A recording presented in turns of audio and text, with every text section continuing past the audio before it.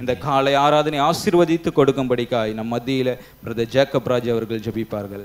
மகா இருக்கமும் கிருபையின் நல்ல ஆண்டவரே, இந்த மனமகிழ்ச்சியின் காலை வேலைக்காக நன்றோடு துதிக்கிறோம். பகலின் குளிர்ச்சியான வேலையிலே ஏதேனில் உணாவின தேவன் எங்கள் மத்தியிலே நீர் வந்து உலாவும்படி அம்பத்தில் கெஞ்சுகிறோம். காலை தோறுமுடைய கிருபைகள் புதிதாக இருக்கிறதுக்காக ஸ்தோத்திரம். இந்த நாளை எங்களுக்கு ஆசீர்வாதத்தை தந்திரே உண்மை தொழுது கொள்ளும்படி இந்த இடத்துல கொண்டு வந்த தயவுக்காக நன்றியோடு துதிக்கிறோம். கடந்த நாட்கள் எல்லாம் எங்களை காப்பாற்றினீர், உமக்கு நன்றி சொல்லும்படியாக நாங்கள் வந்திருக்கிறோம் ஐயா. வரத்தடைப்பட்ட மக்களை துரிதமாக கொண்டு வரும். உலகம் முழுவதும் நடக்கிற ஆராதனைகள் எல்லாம் நம்முடைய கிருபை இருக்கட்டும். எங்களுக்கு ஒரு திறந்த வாசலை கொடுத்ததற்காக ஸ்தோத்திரம் சுவாமி. இதை நாங்கள் பயன்படுத்தி உண்மை துதிக்க ஸ்தோத்திரிக்க நீர் கிருபை பாராட்டும். இந்த நாளின் ஒவ்வொரு நிகழ்ச்சியும் நீ தாமே ஆசீர்வதித்து தருமிடம் கெஞ்சுகிற பாடப்போகிற பாடல்கள், ஏறெடுக்கிற துதி ஸ்தோத்திரங்கள், கேட்க போகிற செய்திகள் எல்லாம் நம்முடைய சமத்துக்கு நேர்த்தியாக பிரதியாக இருக்க கிருபை செய்யும். துவக்கு முதல் முறை வந்தம் உங்களுடைய கிருபை எங்களோடு தாங்கி வழிநடத்தல வேண்டும் என்று ஆண்டவரும் அருமை ரட்சகருமாகிய இயேசு கிறிஸ்து மூலமாக வேண்டிக் கொள்கிறோம் நல்ல பிதாவே. ஆமென். ஹல்லேலூயா, ஹல்லேலூயா.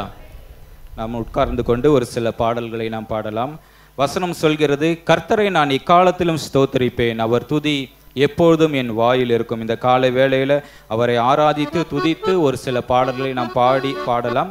நன்றி பலி நன்றி பலி நல்லவரே உமக்குத்தான், அதிகாலை ஆனந்தமே என் அப்பா உம் திருப்பாதமே என்று சொல்லி இந்த காலை வேளையில் அவருடைய நாமத்தை மகிமைப்படுத்தி நாம் பாடலாம்.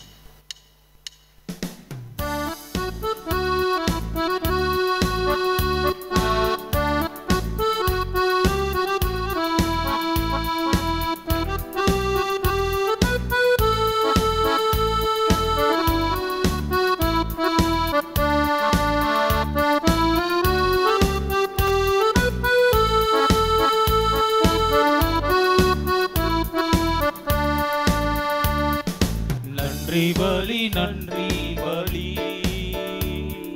நல்லவரே உமக்குத்தான், அதிகாலை ஆனந்தமே என் அப்பாவும் திருப்பாதமே,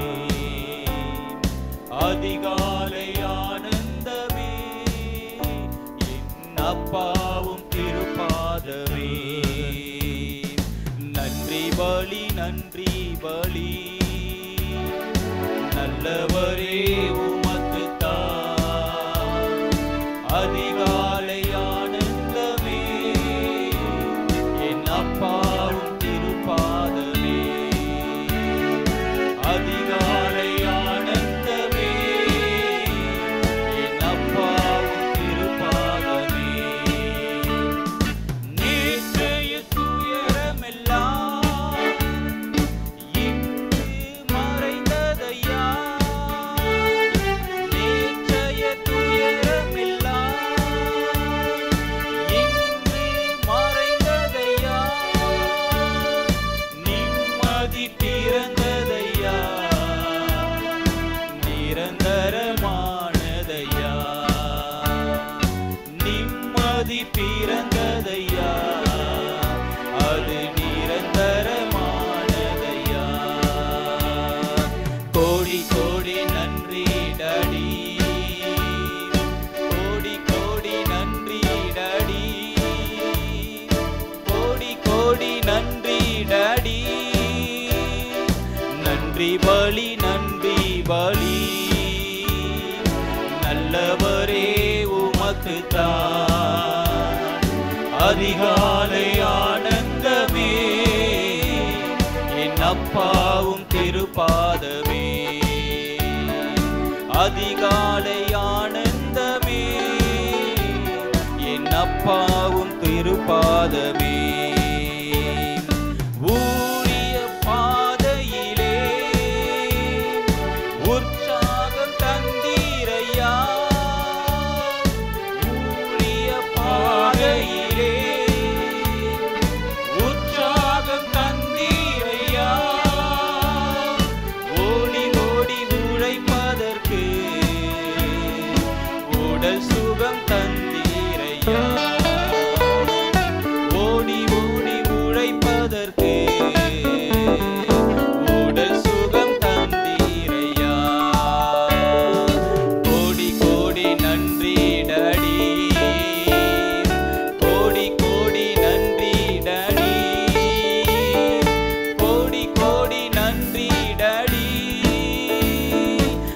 நன்றி பலி நன்றி பலி நல்லவரே உமக்கு தான் அதிகாலை ஆனந்தமே என் அப்பாவும் திருப்பாதமே அதிகாலை ஆனந்தமே என் அப்பாவும் திருப்பாதமே. வசனம் சொல்கிறது, ஸ்திரீயானவள் தன் கர்ப்பத்தின் பிள்ளைக்கு இறங்காமல் தன் பாலகனை மறப்பாளோ? அவர்கள் மறந்தாலும் நான் உன்னை மறப்பதில்லை. ஆமென். எத்தனை பேர் விசுவாசிக்கிறீங்க?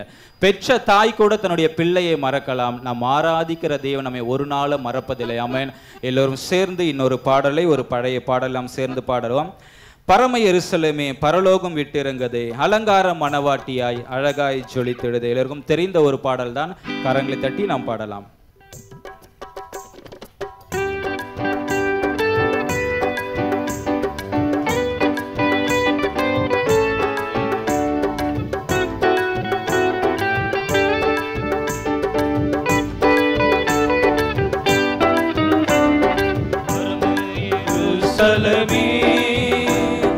பரலோகம் விட்டிறங்குதே, அலங்கார மணவாட்டியாய் அழகாக ஜொலித்திடுதே. பரம எருசலேமே பரலோகம் விட்டிறங்குதே, அலங்கார மணவாட்டியாய் அழகாக ஜொலித்திடுதே.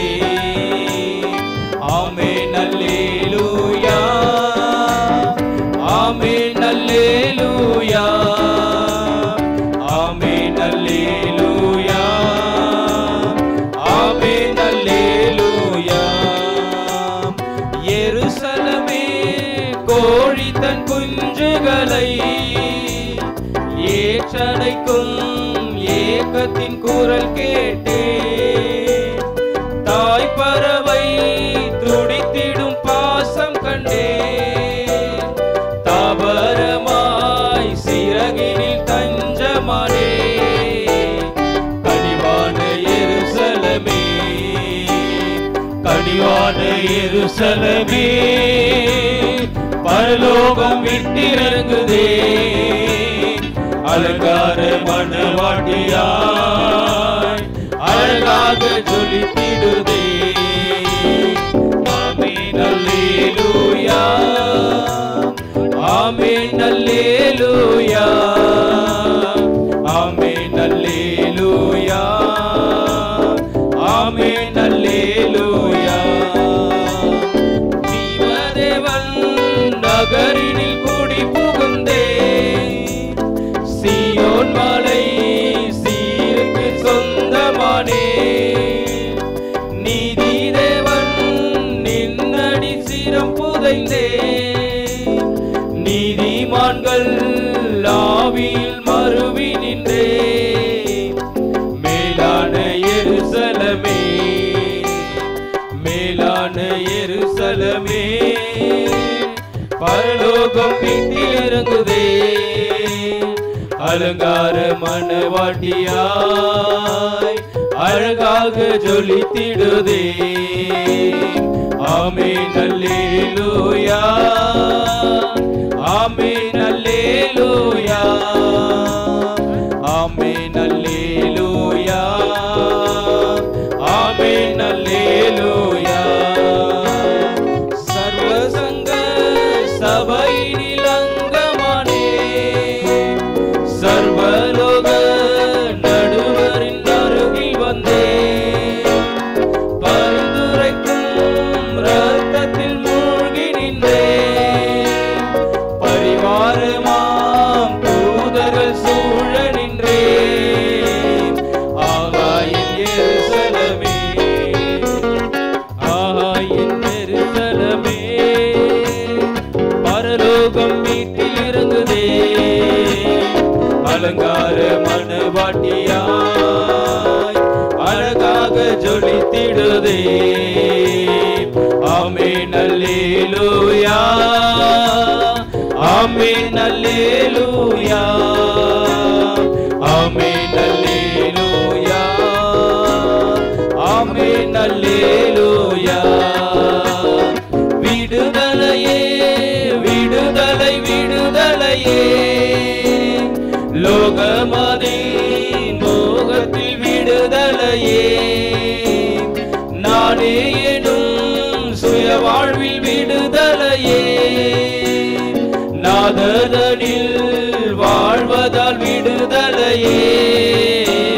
சுவாதீன எருசலமே, சுவாதீன எருசலமே, பரலோகம் விட்டு இறங்குதே, அலங்கார மணவாட்டியாய் அழகாக ஜொலித்திடுதே.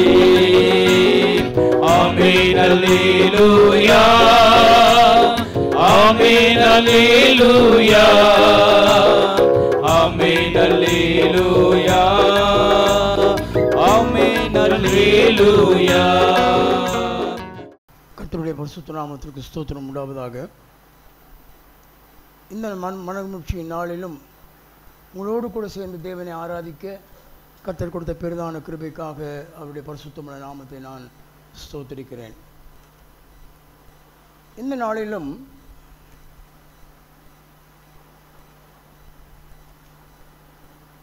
தேவனுடைய வார்த்தையை நாம் தியானிக்கும் முன்பதாக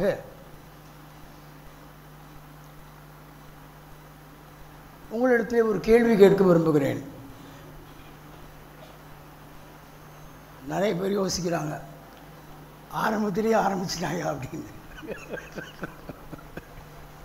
நீங்கள் சிரிக்கிறதுலேருந்தே தெரியுது. ஒன்று நீங்கள் புரிந்து கொள்ள வேண்டும், கேள்விகள் கேட்பது ரொம்ப நல்லது. That will keep your minds alert. நம்முடைய சிந்தையை நன்றாக என்ன செய்யும்? விழிப்போடு காத்துக்கொள்ளும். வெளிப்படுத்தின விசேஷத்திலிருந்து 2 முறை உங்களுக்கு ஏற்கனவே தேவனுடைய செய்தி கொடுக்கப்பட்டிருக்கிறது. அதனுடைய என்ன டாபிக் தெரியுமா உங்களுக்கு? நம்ம டாபிக், பொதுவான டாபிக் கிறிஸ்தவன் தான் இன்னும் ஓடிக்கிட்டே இருக்குது. இதெல்லாம் சப் டாபிக் தான். கிறிஸ்தவன் எப்படிப்பட்டவனாக இருக்க வேண்டும்? ஜெயம் கொள்ளுகிறவனாக இருக்க வேண்டும். அப்போ நாம் பார்த்தோம், ஜெயம் கொள்ளுகிறவன் தான் கிறிஸ்தவன் என்று. இரண்டாவதாக, எப்படி ஜெயம் கொள்ள வேண்டும், அதற்கு 7 படிகள் என்று நாம் போன தடவையிலே சிந்தித்தோம். இந்த நாளிலே வெளிப்படுத்தின விசேஷத்திலிருந்தே வேறு ஒரு காரியத்தை நாம் பார்க்க போகிறோம். ஆகவே ஜெயம் கொள்ள வேண்டும். நாம் ஜெயம் கொள்வதற்குரிய படிகளும் வேதத்தில் நமக்கு சொல்லப்பட்டிருக்கிறது. இப்படி நாம் ஜெயம் கொள்ளும் பொழுது நம்முடைய வாழ்க்கையின் முடிவிலே என்ன சம்பவிக்கிறது என்பது நமக்கு நன்றாய் தெரியும். வேதம் சொல்கிறது, பாவத்தின் சம்பளம் மரணம். அப்புறம் அடுத்தவங்க சொல்லுங்க, தேவனுடைய கிருபை வருமோ? என்னது? போச்சுடாப்பா.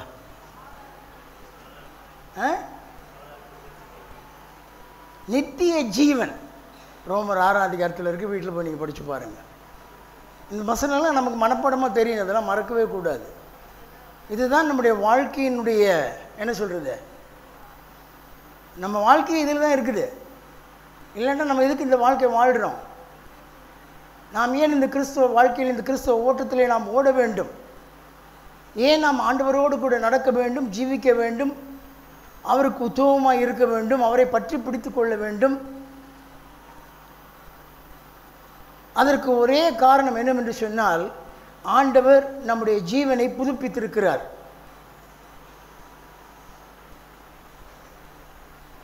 ஒரு கிறிஸ்தவனுக்கு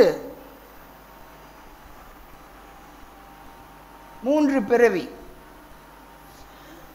நீங்கள் வீட்டில் போய் சிந்திச்சு பாருங்கள். யோசிக்கிறீங்க, என்னடா இந்துக்கள் மாதிரி பேசுகிறாங்க அப்படின்ட்டு. என்னென்ன பிறவி அப்படின்னு போட்டு பாருங்கள், வேதத்திலே தான் போட்டிருக்கு. இந்த பிறவின்றது வேதத்தினுடைய வார்த்தை தான். வீட்டில் போய் யோசிங்க, நான் பதில் சொல்ல மாட்டேன். அடுத்த முறை கேள்வி கேட்கும்போது நீங்கள் தான் பதில் சொல்ல போகிறீங்க. ஆகவே இந்த நாளிலும் வேதத்தில் ஒரு வசனத்தை நாம் வாசிக்கலாம். அதற்கு முன்பதாக ஒரு சின்ன கேள்வி. இப்போ நாம் இருக்கிற இந்த நேரம் எந்த நேரம் சொல்லுங்க?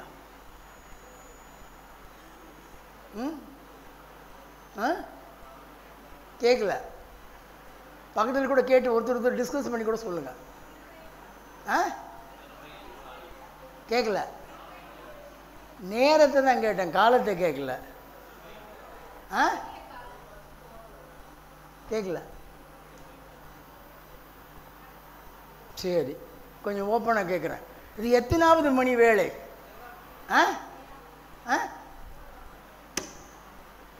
11ஆம் மணி வேளை. வேதத்தில் என்ன போட்டிருக்கு? வேதத்தில் ஆண்டவர் நல்ல ஒரு நிறைய வார்த்தைகளை சொல்லியிருக்கிறார். ஆண்டவர் காலையிலேருந்து அவர் என்ன பண்ணாரா? திராட்சை தோட்டத்தை வேலை செய்கிறதுக்கு சொல்லுங்கள் ஆட்களை தேடி போனாராம். எல்லாம் போயிட்டு போயிட்டு போயிட்டு கடைசியில் சரி விட்டாராம். 11ஆம் மணி வேளையிலும் அவர் என்ன பண்ணார்? போயிட்டு கூப்பிட்டு வந்தாராம். ஆம், அருமையான தேவனுடைய பிள்ளைகளே, இப்போ இந்த கடைசி வேளையிலே நாம் இந்த கடைசி மணி நேரத்தில் தான் நாம் ஜீவித்து கொண்டிருக்கிறோம். இது 11ஆம் மணி வேளை என்று சொல்லலாம். இது கடைசி நாட்கள் என்று நாம் சொல்லலாம். இது கிருபையின் காலத்திலேயே இது கடைசி நேரம் என்று நாம் சொல்லலாம். ஆகவே பலவிதமாய் நாம் சொல்லிக்கொள்ளலாம். ஆகவே இந்த நாட்களிலே ஆண்டவர் ஆதி சபைக்கு கொடுத்த ஒரு வாக்குத்தத்தத்தை நமக்கும் இந்த வேளையிலே ஞாபகம் மூட்ட விரும்புகிறார். நாமும் அப்படிப்பட்ட ஒரு வாக்குத்தத்தத்தை தான் இந்த நாட்களிலே பெற்று என்ன சொல்கிறது, ஒரு கூடுதலான ஒரு நாட்களை நாம் பெற்றுக்கொண்டிருக்கிறோம். இப்பொழுது நாம் இருக்கிறது ஒரு எக்ஸ்டென்ஷன் டைம்னு சொல்லலாம். கூடுதலான நாட்கள் ஆண்டவர் நமக்கு கூட்டி கொடுத்துருக்கிற நம்முடைய ஜீவ நாளில் சொல்லலை, இந்த உலகத்தில் இருக்கிற நாட்கள், இந்த உலகத்துக்கு கொடுக்கப்பட்டிருக்கிற நாட்கள், நம்முடைய வாழ்க்கைகளுக்கு கொடுக்கப்பட்டிருக்கிற நாட்கள்.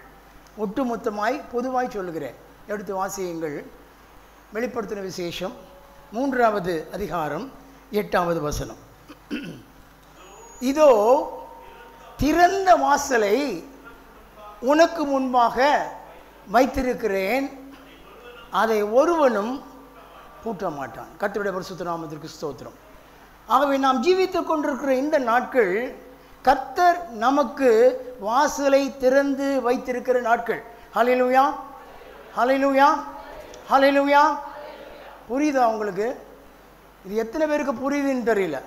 ஆம், அருமையான தேவனுடைய பிள்ளைகளே, எப்பொழுதோ கதவு அடைபட்டிருக்க வேண்டும். எல்லா சர்வ சிருஷ்டியும் சிந்தித்தது இதைதான். சர்வ கிறிஸ்தவ சமுதாயமும் யோசித்து பார்த்த காரியங்கள் இவைகள் தான். எப்பொழுது அடைபடுமோ, எப்பொழுது இந்த கதவு அடைபடுமோ, இன்னும் எத்தனை நாட்கள் கர்த்தர் திறந்து வைத்திருப்பார் என்று யோசிக்கும் பொழுது இனி காலம் செல்லாத கதவு அடைபட்டு விடுமோ என்று யோசித்து கொண்டிருக்கிற வேளையிலே நாமும் நம்முடைய நாட்டில் நடக்கிற சூழ்நிலைகளை எல்லாம் பார்க்கும் பொழுது அப்படி நாம் ஏங்கி தவித்து கொண்டிருக்கிற நாட்களிலே கர்த்தர் ஆதி சபைக்கு சொன்ன வார்த்தையை இன்றைக்கு இந்த நாட்களிலே இருக்கிற இந்த நம்முடைய தற்காலத்து சபைகளுக்கும் சொல்லுகிறதை நாம் நிச்சயமாய் புரிந்து கொள்ள வேண்டும். இதோ திறந்த வாசலை உனக்கு முன்பாக வைத்திருக்கிறேன். ஆங்கிலத்தில் யாராவது பைபிள், இங்கிலீஷ் பைபிள் இருக்கா உங்களுக்கு? இருந்ததுன்னு எடுத்து வாசிங்க. I have set before the an open door. ஆங்கிலம் தெரிஞ்சவங்களுக்கு இந்த வார்த்தையினுடைய வித்தியாசம் புரியும். திறந்த வாசலை உனக்கு முன்னாக வைத்திருக்கிறேன்னு சொல்கிறதுக்கும் I have set before the an open doorனு சொல்கிறதுக்கும் நல்ல வித்தியாசம் இருக்குது. யாராவது இந்த வித்தியாசத்தை சொல்ல முடியுமா கொஞ்சம்? இதுக்கு பெரிய ஆங்கில புலமெல்லாம் வேண்டாம். நானும் பெரிய ஆங்கில புலமெல்லாம் கிடையாது. நானே பாதியில் எல்லாத்தையும் விட்டவன் தான்.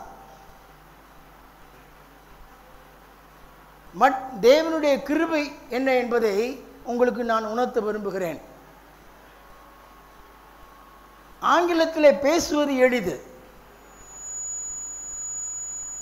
ஆங்கிலத்தில் சம்சாரிக்கிறது ரொம்ப ஈஸி, பேசிடலாம். கொஞ்சம் இங்கிலீஷ் தெரிஞ்சால் போகிறோம், இங்கிலீஷில் கண்டினியூஸாக பேசலாம், ஃப்ளூயண்ட்டாகவும் பேசலாம். ஆனால் ஆங்கிலத்தில் பிரசங்கம் பண்ணுவது ரொம்ப கஷ்டம். அதுக்கு ஆங்கில பைபிள் தெரிஞ்சிருக்கணும், பைபிள் வசனங்கள் தெரிஞ்சிருக்கணும், அந்த பிப்ளிக்கல் லாங்குவேஜ் தெரிஞ்சிருக்கணும். ஆகவே முதல் ஆங்கிலத்தில் பிரசங்கம் பண்ண வேண்டும் என்பது பொழுது நானுமே கொஞ்சம் பயந்தேன். ஆனால்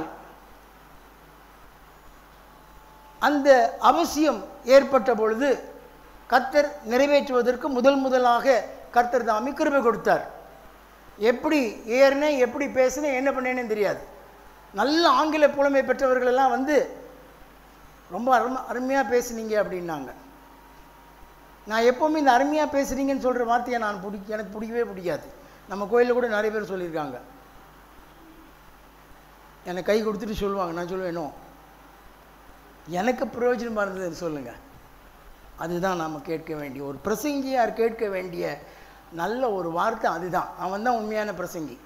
அருமையான தெய்வ பிள்ளைகளே, I have set before me and open டோர்னா அதுக்கு என்ன அர்த்தம்? இப்போ நம்ம ஸ்டேஜ்லேயே நிறைய செட்டிங்கெல்லாம் பண்ணுவாங்க நம்ம பிள்ளைங்க, பார்த்துருக்கீங்களா? கிறிஸ்மஸ் ப்ரோக்ராமுக்கு ஸ்டேஜெல்லாம் மாறி மாறி செட் பண்ணுவாங்க. எல்லாம் சிரிக்கிறாங்க பாருங்கள். அதுதான் செட்டிங்க. அப்போ ஆண்டவர் என்ன பண்ணியிருக்கிறாருங்க, அழகாக நமக்காக செட் பண்ணுறாரு. மூட வேண்டிய வாசல் இன்றைக்கு தேவனாகிய கர்த்தரால் it has been set to be open for us. ஹல்லேலூயா. ஆண்டவர் நமக்கு இதை திறந்து செட் பண்ணி கொடுத்துருக்கிறார். அருமையான தேவ பிள்ளைகளை, இதை நம்ம புரிஞ்சுக்கிட்டோம்னா எவ்வளோ நமக்கு உற்சாகமாக இருக்கும் தெரியுமா? இன்னும் எவ்வளவு நம்ம ஆண்டவரிடத்தில் உண்மையும் உத்தமுள்ளவர்களாக இருப்போம் தெரியுமா? இந்த எஞ்சி இருக்கிற காலத்தை பிரயோஜனப்படுத்திக் கொள்ள வேண்டும் என்று எவ்வளவு நாம் உத்வேகம் காட்டுவோம் தெரியுமா? இதை புரிந்து கொள்ளாததினாலே தான் நமக்கு அந்த ஒரு உற்சாகம் வர மாட்டேங்குது, நமக்கு அந்த ஒரு வேகம் வர மாட்டேங்குது. அருமையான தெய்வ பிள்ளைகளே, என்னை பாஸ்டர் மோசஸ் எப்பவுமே கேட்பார், நம்ம சபையில் மாற்றிக்கிட்டே இருக்கிறது உங்களை தவிர வேறு யார் அப்படிம்பார்.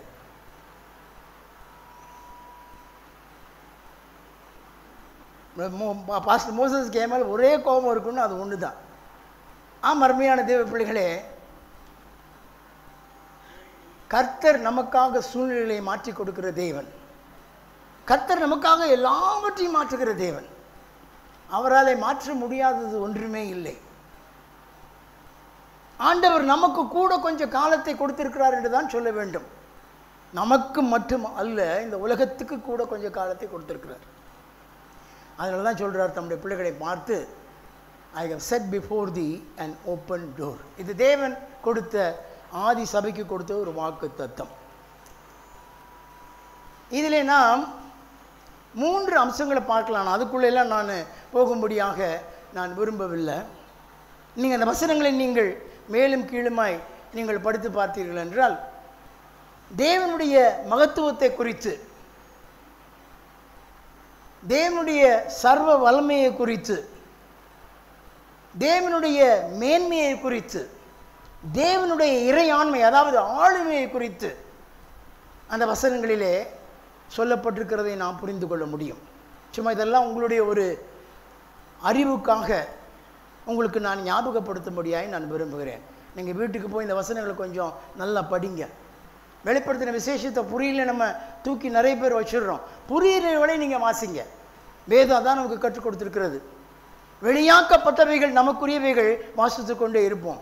வெளியாக்கப்படலையா, கர்த்தர் வெளிப்படுத்துகிற வரைக்கும் வாசிப்போம். புரியலைனாலும் வாசிக்கலாம். கர்த்தர் ஏற்ற வழியிலே அதை நமக்கு விளங்க பண்ணுவார், வெளிப்படுத்தி கொடுப்பார்.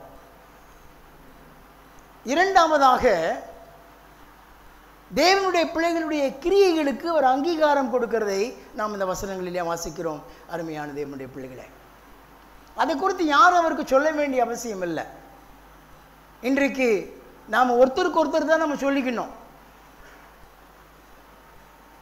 பாஸ்டர் ரவிக்குமார் எப்படி அப்படிங்கிறத யாராவது ஒருத்தர் எடுத்து சொல்லலாம். நீங்கள் என்னை பார்க்கிறவர்களுக்கு ஓரளவுக்கு தெரியும். ஆனால் இன்னும் ஆழமாய் தெரிந்தவர்கள், அதிகமாய் பழகிறவர்கள், அதிகமான தொடர்பு உள்ளவர்கள், ஆதி நாட்களில் இருந்து பார்க்கிறவர்கள் என்னை குறித்து அதிகமாக அவர்கள் சொல்லக்கூடும்.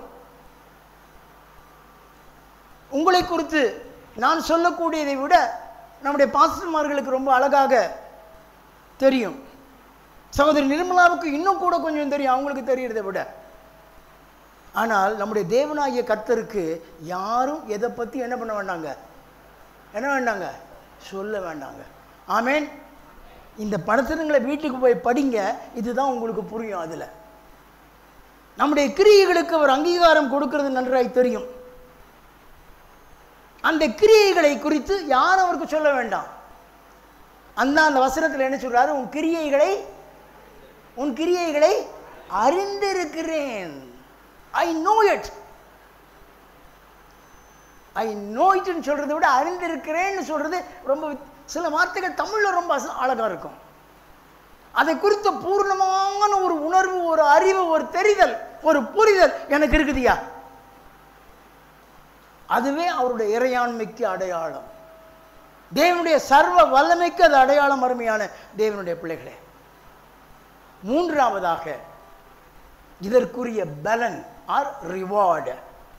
இந்த 3 அம்சங்களையும் அடக்கியது தான் இப்பொழுது நாம் வாசிக்க கேட்ட அந்த வசனமும். மேலேயும் கீழேயும் படித்து பார்த்தீங்கன்னா உங்களுக்கு நன்றாக புரியும். அருமையான தேவனுடைய பிள்ளைகளே, ஆண்டவருக்கு அவருடைய சபையை குறித்து, அவருடைய பிள்ளைகளை குறித்து யாரும் அறிவுறுத்தி சொல்ல வேண்டிய அவசியமே கிடையாது என்பதைத்தான் இதிலிருந்து நாம் தெரிந்து கொள்கிறோம். அருமையான தேவ பிள்ளைகளே, ஆகவே தான் கர்த்தர் சொல்கிறார், திறந்த வாசலை முன்பாக வைத்திருக்கிறேன், ஒருவனும் என்ன செய்ய மாட்டானுங்க, பூட்டவே மாட்டான் என்று சொல்லுகிறார். அருமையான தேவ பிள்ளைகளே, வெளிப்படுத்தல் 1ஆம் அதிகாரம் 8வது வசனத்தை வாசிங்கன்னு சொன்னாங்க. அதில் ரொம்ப அழகான ஒரு வார்த்தை போட்டிருக்கிறது. ஆண்டவருடைய காரியத்தை குறித்து, அவருடைய மகத்துவத்தை குறித்து, அவருடைய சர்வ வல்லமையை குறித்து. வெளிப்படுத்தல் 1:8 என்ன சொல்கிறார் பாருங்க, இருக்கிறவரும் இருந்தவரும் வருகிறவருமாகிய கர்த்தர், நான் அல்பாவும் ஒமேகாவும் ஆதியும் அந்தவுமாயிருக்கிறேன் என்று திருவிழம் பெற்றுகிறார். இப்படிப்பட்ட தேவன் தான் நம்மை பார்த்து, அந்த சபையை பார்த்து சொன்னார், உன் கிரியைகளை நான் அறிந்திருக்கிறேன். யாருக்கு வேணுமானாலும் நீ உன்னை மறைத்துக் கொள்ளலாம், யாரிடத்தில் வேண்டாலும் நீ ஒழித்துக் கொள்ளலாம்.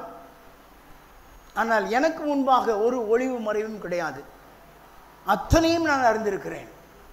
அனனியாவும் சப்பீராவும் பெரிய பாதகம் செய்துவிட்டு என்ன சொல்லலாம், இப்போ இருக்கிற பாஷையில், சாதாரண தமிழ் பாஷையில் சொல்லணும்னா என்ன சொல்லணும், என்ன பாதகம், பஞ்சமா பாதகம், அதான் பெரிய பாதகம். அப்படி விட்டு ஒரு பாதகத்தை செய்து விட்டு தைரியமாய் தேவ பிரசன்னத்தில் வந்து என்ன பண்ணுறாங்க, முதல்ல யார் வர்றா, முதல்ல யார் வர்றா, முதல்ல யார் வர்றா, சரி 2 பேரும் வர்றாங்க தனித்தனியா. ஒருத்தர் சொல்றது ஒருத்தருக்கு தெரியாமல் அடுத்து அதே போய் சொல்கிறாங்க. அங்கே ஒரு ஒருமனத்தை பார்த்தீங்களா, இப்படி நிறைய ஒருமனம் இருக்குது. அதான் பேதர் கேட்கும்போது என்ன கேட்பாரு, பரிசுத்த ஆவிக்கு விரோதமாக பொய் சொல்கிறதுக்கு நீங்கள் 2 பேரும் என்ன பட்டீங்கப்பா, ஒருமனப்பட்டுட்டீங்களேயா.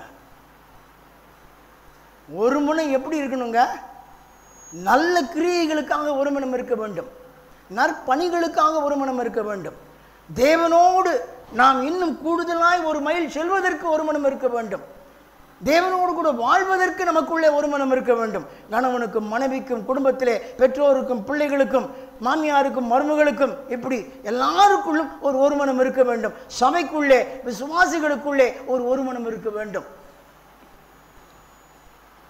தேவனுடைய பணிகளுக்கு, தேவனுடைய காரியங்களுக்கு, தேவனோடு கூட வாழ்க்கைக்கு, பரிசுத்தத்திலே, இப்படிப்பட்ட காரியங்களிலே, தேவனுடைய காரியங்களிலே ஒருமனப்படுவதற்கு பதிலாய் இவர்களுக்கு தேவனுக்கு விரோதமாக துரோகம் செய்வதற்கும் பொய் சொல்வதற்கும் அவர்களுக்குள்ள என்ன வந்துருச்சுங்க, ஒருமனம் வந்துருச்சு. இது ஒரு தவறான ஒருமனம் என்பதை நாம் புரிந்து கொள்ள வேண்டும். அருமையான தெய்வ பிள்ளைகளே, ஆம் அருமையான தெய்வ பிள்ளைகளே, இப்படிப்பட்ட காரியங்கள் எல்லாம் ஏன் நமக்கு முன்பாக வைக்கப்பட்டிருக்கிறது என்று சொன்னால், நாம் யாருமே இதற்கு விதிவிலக்கு கிடையாது. யாருமே நான் மகா பரிசுத்தவான் என்று சொல்லி மாறு தட்டி கொள்ள முடியாது. நாம் 3 வசனத்தை நினைவில் கொள்ள வேண்டும் எப்பொழுதுமே. நாம் நிற்பதும் நிர்மூலமாகாமல் இருப்பதும் கர்த்தருடைய கிருபையே. ஏனென்றால் வேதம் சொல்லுகிறது, பரிசுத்தவான்களுக்குத்தான் எழுதப்பட்டது, எவனை விழுங்கலாமோ வென்று நம்முடைய சத்துரு என்ன பண்ணிக்கிட்டு இருக்கிறான், வகை தேடி சுற்றி கொண்டிருக்கிறான். நம்மளை விட அவன் நல்ல வேலை செய்கிறவன். நம்ம சொகுசாப்படுத்து தூங்குற மாதிரி அவன் தூங்குறது இல்லை. அவன் எப்போ பார்த்தாலும் ஓவர் டைம் தான் வேலை செஞ்சுக்கிட்டே இருக்கிறான். யாரை எங்கே தட்டலாம். அருமையான தெய்வ பிள்ளைகளே, இன்றைக்கு அநேக பரிசுத்தவான்களுடைய வீழ்ச்சிகளை நாம் நம்முடைய ஜீவிய காலத்திலேயே பார்த்திருக்கிறோம். இவைகளெல்லாம் நமக்கு எச்சரிப்பு. ஆகவே தான் வேதம் சொல்லுகிறது, நிற்கிறேன் என்று சொல்கிறவன் விழாதபடிக்கு என்னையா இருக்க கடவன்? எச்சரிக்கையாக இருக்க கடவன் வேதம் சொல்கிறது. ஆகவே தான் வேதம் இன்னும் நமக்கு கற்பிக்கிறது. நாம் பெற்ற ரட்சிப்பை நாம் என்ன செய்து கொள்ள வேண்டும்?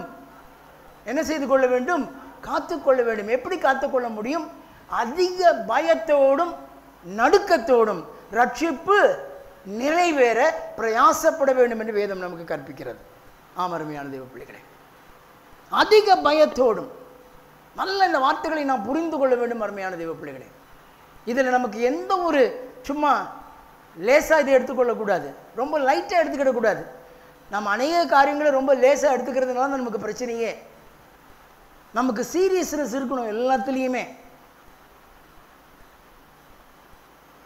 எதையுமே நாம் எளிதாக எடுத்துக்கொள்ளவே கூடாது அருமையான தேவ பிள்ளைகளே. ஆகவே தான் வேதம் கடுமையான வார்த்தைகளை பிரயோஜனப்படுத்துகிறது. அதிக பயத்தோடும் நடுக்கத்தோடும் உங்கள் ரட்சிப்பு நிறைவேற பிரயாசப்படுங்கள் என்று வேதம் விசுவாசிகளுக்கு புத்தி சொல்லுகிறது. அவிசுவாசிகளுக்கு அல்ல, விசுவாசிகளுக்கு புத்தி சொல்லுகிறது. ஆகவே அதிக பயத்தோடும் நடுக்கத்தோடும் நாம் இந்த நாட்களிலே ரட்சிப்பு நிறைவேற பிரயாசப்பட வேண்டியவர்களாக இருக்கிறோம் என்பதை நாம் மறந்து போகக்கூடாது அருமையான தேவனுடைய பிள்ளைகளே. நம்முடைய தேவன் சர்வ வல்லமையும் உள்ள தேவன், சர்வ அதிகாரமும் படைத்த தேவன். ஆகவேதான் ஒருவரும் திறக்கக்கூடாதபடி சொல்லுங்க பூட்டுகிறவரும் ஒருவரும் பூட்டக்கூடாதபடிக்கு திறக்கிறவருமாயிருக்கிறார். ஹல்லேலூயா, ஹல்லேலூயா, ஹல்லேலூயா. அதனால தான் அந்த வசனம் சொல்லுது, இதோ திறந்த வாசல் உனக்கு முன்னால செட் பண்ணிட்டீங்களா, ஒருவனும் அதை என்ன பண்ண மாட்டான், என்ன பண்ணான், ஒரு கில்லாடி இடம் பூட்ட முடியாது. எப்பேற்பட்ட அகாய சூரியனாலையும் பூட்ட முடியாது. அவர் திறந்து வைத்திருக்கிறதை அவர் பூட்ட வேண்டும் என்று நினைத்தால்தான் அது பூட்டப்படும். ஆமேன், ஆமேன், ஆமேன். உற்சாகமா இல்லையா உங்களுக்கு? சந்தோஷமா இல்லையா? ஆனால் நிறைய பேர் நினைக்கிறாங்க, சே சே சே சே சே ஆண்டவர் வந்துட்டா எவ்வளோ நல்லதான் இருக்கும். அதான் பக்தம் பாடினா, எட்டி எட்டி அண்ணாந்து பார்த்து கண் பூத்து போகுதே. நீ சுட்டி காட்டிய வசனங்கள் எல்லாம் என்ன ஆகுது? நிறைவேறல் ஆகுது. எப்போ வருவீர் ஆண்டவரே, எப்போ வருவீர்? அவர் வருகைக்காக ஏங்கி பாடினான் பக்தன். இன்றைக்கு நாம இந்த உலகத்தில் இருக்கிற பாடுகளிலிருந்து தப்பிச்சு போறதுக்காக பாடுறோம்.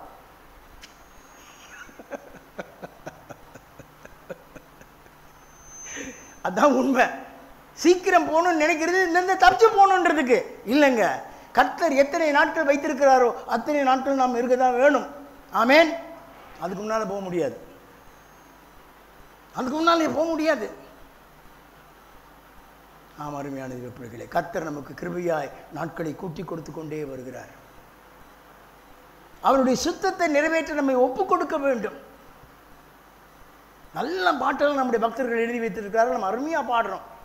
நம்முடைய சுத்தம் நிறைவேறி நான் ஒப்பு கொடுக்குறேன் ஆண்டவரே எல்லாம் அருமையாக பாடுறோம். அருமையான தெய்வ பிள்ளைகளே, நம்ம ஒரு பாட்டு நமக்கு நல்லா ஞாபகம் இருக்கும். இன்னைக்கு தம்பி அதை அடிக்கடி சொன்னார். பாட போகிறோன்னு நினச்சி ஸ்கிப் பண்ணிட்டார். சர்வ சிருஷ்டிக்கும் எஜமானன் நானே. நான் ஒரு பாட்டு ஒன்று கட்டியிருக்கேன். ராகம் வராது, மன்னிச்சு இங்கே பாடுறேன் கேளுங்களேன். இந்த வசனத்தை பார்த்தோம்னா எனக்கு அப்படி தான் ஞாபகம் வந்துச்சு.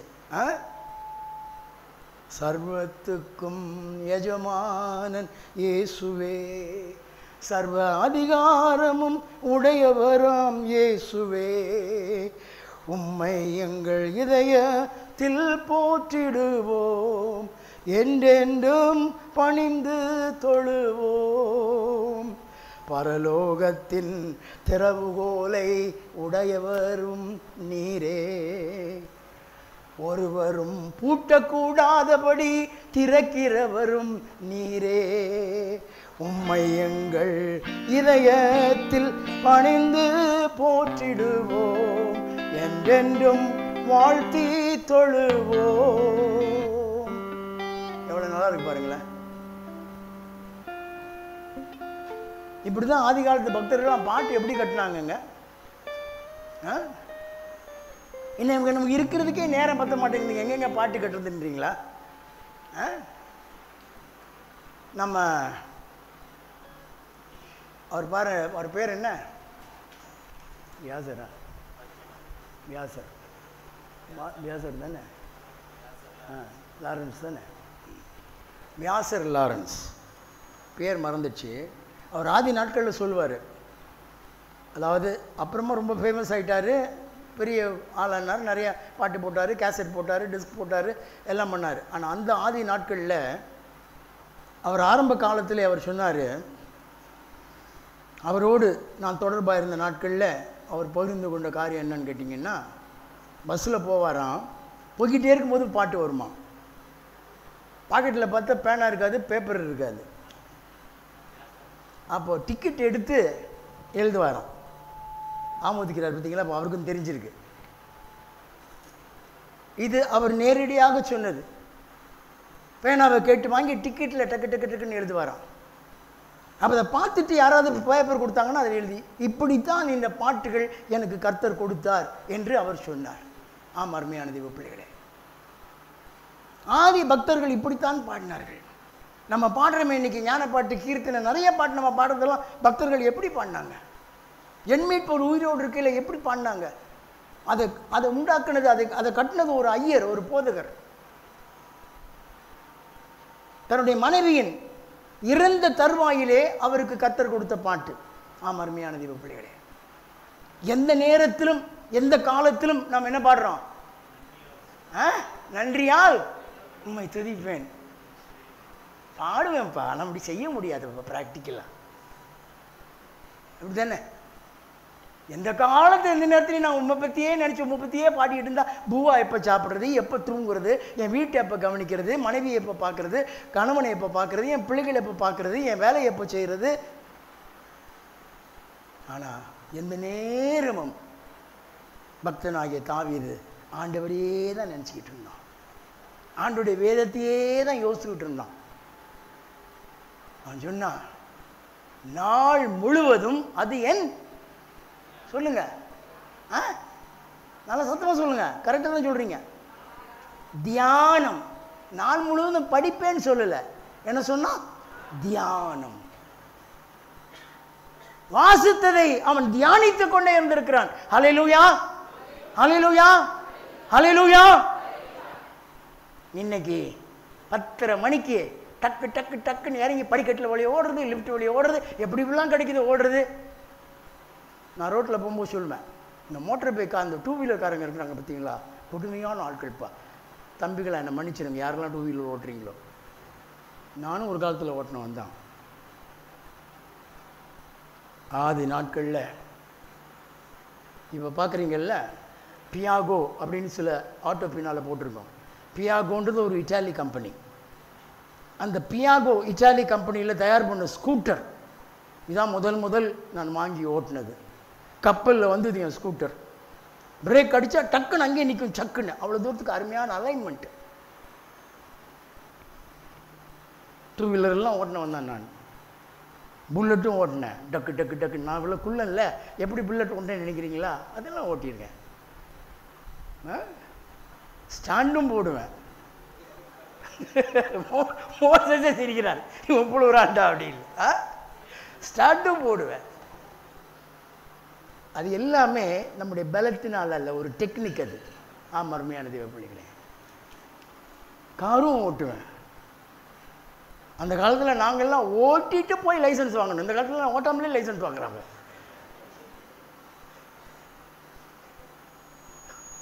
நோட்டை கொடுத்து லைசன்ஸ் புக்கு வாங்கிக்க வேண்டியது. அதனால தான் அப்பப்போ ஆக்சிடென்ட்டுங்க. ஆமாம், அருமையான தெய்வ பிள்ளைகளே,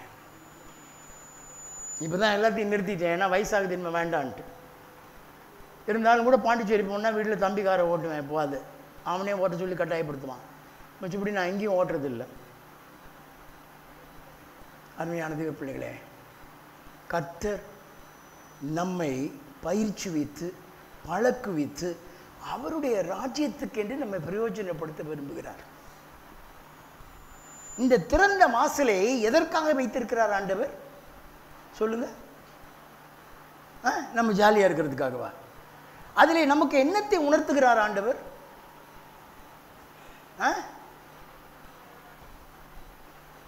சொல்லுங்கப்பா. Young people, young and energetic, சொல்லுங்க. எல்லாம் இப்போ இருக்கிற வாலிபன்கள்லாம் அப்படியே தோய்ந்து போய் தான் இருக்கிறாங்கப்பா. என்ன காரணம்னு தெரியல. 28 வயசில் நான் எவ்வளோ ஜாலியாக இருக்கேன் பாருங்கள், எவ்வளோ நல்லா இருக்கேன் பாருங்கள். தாசு டக்குடு அப்படியே ஆச்சரியப்பட்டார். ஏதோ தப்பாக சொல்லிட்டார் போல இவர் அப்படின்னு. 28 மாற்றி போட்டால் தான் என் வயசு கரெக்டு. அருமையான தெய்வ பிள்ளைகளே, சொல்லுங்கள், இதுக்கு பதில் சொன்னால் தான் அடுத்தாப்பில் போக முடியும். இந்த திறந்த வாசல் நமக்கு என்னத்தை கற்றுக் கொடுக்குது சொல்லுங்க. இந்த திறந்த வாசலினால் தேவனுடைய பிள்ளைகளுக்கு என்ன பிரயோஜனம்?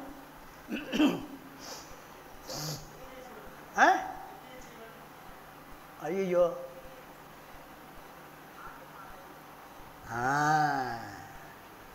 ஆத்தும ஆதாயம் செய்வேன். இதுக்கு தாங்க திறந்து வச்சிருக்காருயா.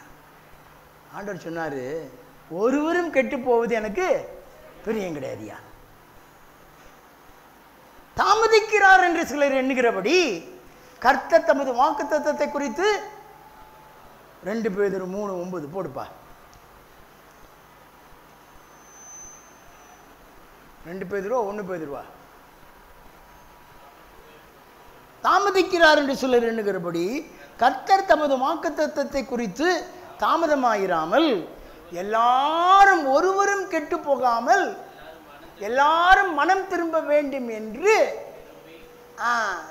விரும்பி யார் மேல் யார் மேல் யார் மேல் நம்மேல். அப்ப இந்த திறந்த வாசல் முதல்ல யாருக்கு இங்க பிரயோஜனமா இருக்குதுங்க? யாருக்கு இங்க பிரயோஜனமா இருக்குதுங்க? நமக்கு பிரயோஜனமா இருக்கிறது. நீ சரியாகு மகனை, மூடிட்ட க்ளோஸ் ஆட்டம். அதுக்கப்புறம் நீ கூவா கூனாலும் சரி, கதறா கதறினாலும் சரி, ஒன்றும் பண்ண முடியாது. Nothing doing. எனக்குமே எச்சரிப்பு.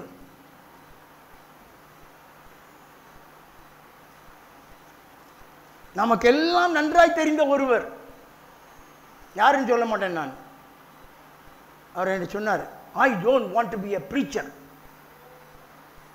I don't want to be a preacher. No, I cannot do it.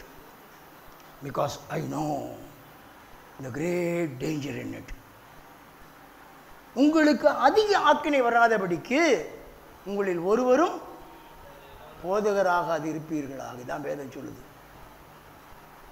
அதுக்காக இன்னைக்கு ஊழியத்துக்கு வரணும்னு கர்த்தர் அழைச்சவன்லாம் ஊழியத்துக்கு வராமல் இருந்துட்டா என்ன ஆகுங்க? அதான் நான் கேட்டேன். இப்படிலாம் இருந்திருந்தா அப்போ நாங்களாம் என்ன ஆயிருப்போம்? இப்படி எங்களுக்கெல்லாம் என் ஆக்கினியா வந்துடுச்சு. Don't be foolish. முட்டாளாக இருக்காத. கர்த்தர் அழைப்பு கொடுக்கும் பொழுது வா, கர்த்தர் நோத்தும் பொழுது வந்துரு, அதுக்கப்புறம் லேட் ஆகிடும். அருமையான தெய்வ பிள்ளைகளே, கர்த்தர் ஒவ்வொருவருக்காக தான் கொடுத்துருக்கிறாரு. ஆண்டவர் ஆபிரகாம் என்னன்னு சொல்றாரு? என்னுடைய ஊழியக்காரன்னு சொல்றாரு. ஏன் சொல்றாரு? ஏன் சொல்றாரு? நான் செய்ய போகிறதை ஆபிரகாமுக்கு மறைப்பேனோ? ஏன் மறைக்க மாட்டேன்னு சொல்றாரு? அவன் என்னுடைய வார்த்தைகளை, என்னுடைய கட்டளைகளை, என்னுடைய கற்பனைகளை தன்னுடைய பிள்ளைகளுக்கு என்ன செய்வான்? போதிப்பான். போதிப்பான். அருமையான தேவனுடைய பிள்ளைகளை,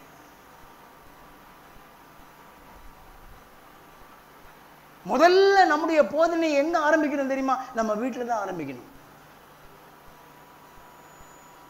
அவைகளை நீ உன் பிள்ளைகளுக்கு கருத்தாய் போதித்து, உபாகமம் 6 அதிகாரம் ரொம்ப தெளிவாக சொல்கிறது. அருமையான தீப பிள்ளைகளே, நம்முடைய பிள்ளைகளை தேவனுக்கேற்ற சுற்றியிலும் தேவனுக்கேற்ற போதனையிலும் வளர்க்க நாம் கடமைப்பட்டிருக்கிறோம். ஆனால் நம்ம போதிச்சா மாத்திரம் பத்தாது, நாம் வளர்த்தா மாத்திரம் பத்தாது. பிள்ளைகளும் என்ன செய்ய வேண்டுங்க? வளர வேண்டும். அதற்கு என்ன பண்ணும்? போதிச்சா மட்டும் பத்தாது. அப்போ என்ன செய்யணும்? பிள்ளைகள் வளரணும்னா எல்லா போதனையும் கேட்டு டிம்கி கொடுக்குற பிள்ளைங்களும் இருக்குது. அப்பா அம்மா உள்ளே வந்தால் அப்படி பைபிள் திறந்து அப்படி கம்முன்னு நல்லா ஜூப்பரா அருமையான பக்தி பரவசம் மாதிரி பக்தி பழம் மாதிரி வாசிக்கிறது, போயிட்டா மூடி வச்சிடுறது, அப்புறம் கேம் ஆடுறது. அப்போ நம்ம என்ன பண்ணணும்? அதுக்கு என்ன பண்ணணும்? சொல்லுங்க. ஜெபம் பண்ணணும். வரமாட்டேங்குதே. ஏன் வரமாட்டேங்குது? ஜெபம் பண்ணணுங்க. ஜெபம் பண்ணணும்.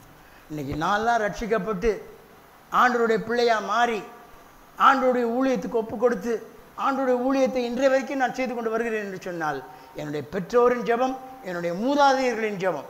ஆம் அருமையான தெய்வ பிள்ளைகளே, அவர்கள் சிந்தின கண்ணீர். ஆமேன், ஆமேன். இன்னைக்கு உனக்கு யாரோ கண்ணீர் சிந்தி இருக்கணும், அதனால தான் இங்கே உட்கார்ந்துருக்கிறீங்க. நீங்கள் இன்னைக்கு நீங்க சிந்துற கண்ணீர் தான் உங்க பிள்ளைகளை உங்க தேவனுடைய சன்னிதானத்திலே நிரந்தரமாய் உட்கார வைக்கும். அவர்கள் பின்மாறாதபடி அவர்களை காத்துக்கொள்ளும். சிறிய பிள்ளைகள் வளர்ந்து வருகிற பிராயத்திலே ஆண்டவரை குறித்த அறிவு அவர்களுக்குள்ளே உண்டாகும். ஆண்டவர் மேல் உள்ள ஒரு ஆசை அவங்களுக்கு உண்டாகும். ஆண்டவர் மேல் ஒரு பக்தி அவர்களுக்குள்ள உண்டாகும். ஒரு பிணைப்பு அவர்களுக்குள்ள அப்பதான் உண்டாகும். அதற்கு நம்முடைய முழங்கால்கள் தான், வேற ஒண்ணுமே கிடையாது. அருமையான தேவனுடைய பிள்ளைகளே, முழங்கால் போட்டு தான் ஜெபம் பண்ணுற அவசியம் இல்லை. உட்கார்ந்து ஜெபம் பண்ணுங்க, நின்று ஜெபம் பண்ணுங்க, நடந்து ஜெபம் பண்ணுங்க, படுத்துக்கிட்டு ஜெபம் பண்ணுங்க. ஜெபம் பண்ணுங்க. எப்படியா இருந்தாலும் ஒரு நேரம் முழங்கால் போடக்கூடியவர்கள் காலையிலே முழங்கால் படியிட்டு ஜெபம் பண்ணுங்கள். அதுக்கப்புறம் எல்லாம் நீங்கள் நின்று ஜெபம் பண்ணலாம், நடந்து ஜெபம் பண்ணலாம், உட்கார்ந்து ஜெபம் பண்ணலாம், எப்படி வேண்டுமானாலும் ஜெபம் பண்ணலாம். நேரம் கிடைக்கும் பொழுதெல்லாம் ஜெபம் பண்ணுங்கள். என்ன வேலை செய்து கொண்டிருந்தாலும் உங்கள் மனதிலே அந்த ஜெபம் ஓடிக்கொண்டே இருக்கட்டும். ஏதாவது சிந்தனை வரும்பொழுது ஜெபம் பண்ணுங்க. நடுராத்திரியில் எழுந்திரிச்சிங்கன்னா ஜெபம் பண்ணுங்க. என்ன சிந்தனை கொடுக்குறாரோ, யாரை பற்றி கொடுக்குறாரோ ஜெபம் பண்ணுங்க. கொலோசியர் 4ஆம் அதிகாரம் 3வது 4வது வசனத்திலே அப்போஸ்தலனாகிய பவுல் ஒரு அற்புதமான காரியத்தை நாம் சொல்லுகிறது அதில் வாசிக்கிறோம். அருமையான தெய்வ பிள்ளைகளே, எல்லாம் இந்த தேவனுடைய வார்த்தைக்கும் நாம் எடுத்த இந்த வெளிப்படுத்தினுடைய இந்த வாசகத்துக்கும் பொருத்தமான ஒரு காரியமாக இருக்கிறத பார்க்குறோம். பாருங்க, என்ன பாருங்களேன், இது கூட நடத்த பண்ணான்னு சொல்லிட்டான்னு சொல்லாதீங்க. அதெல்லாம் நடத்துங்க, நமக்கு அதெல்லாம் நல்லது. ஆனால் வீட்டுக்கூட்ட நடத்திட்டு அதுக்கப்புறம் எங்கே வாங்க? வீதிக்கு வாங்க, வீதிக்கு வாங்க, அடுத்த வீடுகளுக்கு போங்க, பட்டணத்துக்கு போங்க, கிராமத்துக்கு போங்க. ஆம் அருமையான தெய்வ பிள்ளைகளே, இன்னைக்கு கொஞ்சம் கஷ்டம்தான். இன்னைக்கு வேண்டான்னு சொல்கிற இடமெல்லாம் இருக்கு. நாங்களுமே போய் வேண்டான்னு சொல்லி எங்களை வெளியே அனுப்பின இடங்கள்லாம் இருக்குது. இல்லை, இங்கே இயேசுவை பற்றி சொல்லக்கூடாதுங்க, போயிடுங்க. அங்கே கொஞ்சம் கிறிஸ்தவங்க வாழ்கிறாங்க, அந்த இடத்துல போய் உட்காந்து அங்கே பேசுங்க. இங்கே இருக்கக்கூடாது. நீங்கள் இப்படி தடை பண்ணி இடங்கள் எல்லாம் இருந்திருக்கிறது, இருக்கிறது இப்போவும். அப்போ இருந்துச்சுன்னா இப்போ எவ்வளோ இருக்கும் பாருங்க. ஆம் அருமையான தெய்வ பிள்ளைகளே, இன்றைக்கும் சமயம் கிடைக்கும் பொழுது நாங்கள் சில பேர் கிராமத்துக்கு போகத்தான் செய்கிறோம். இது முதல் உங்களுக்கு தான் நான் சொல்லியிருக்கேன் சபையில், பாசங்களுக்கெல்லாம் கூட தெரியாது இன்னும். ஆம் அருமையான தெய்வ பிள்ளைகளே, ஆதியிலே சபை ஆராதனை முடிஞ்சா சாப்பாடெல்லாம் கிடையாது. அன்னைக்கு நேர கிராமம்தான். எல்லாம் கிராமத்தில் போயிட்டு எல்லாம் சுற்றிட்டு போயிட்டு எங்கே இடங்களுக்கு போயிட்டு சாயங்காலம் எல்லாம் முடிச்சுட்டு நைட்டு தான் சாப்பாடு. அருமையான தெய்வ பிள்ளைகளே, அப்போவே அப்படி இருந்தால் இப்போ நாம் எப்படி இருக்கணும்? இதுக்கு அவங்கள புறப்பட்டு கிராமமாக போங்கன்னு நான் சொல்லலை. கர்த்தர் உங்களுக்கு கொடுக்கிற பிரகாரம், உங்களுக்கு கொடுத்துருக்கிற ஏரியாஸில்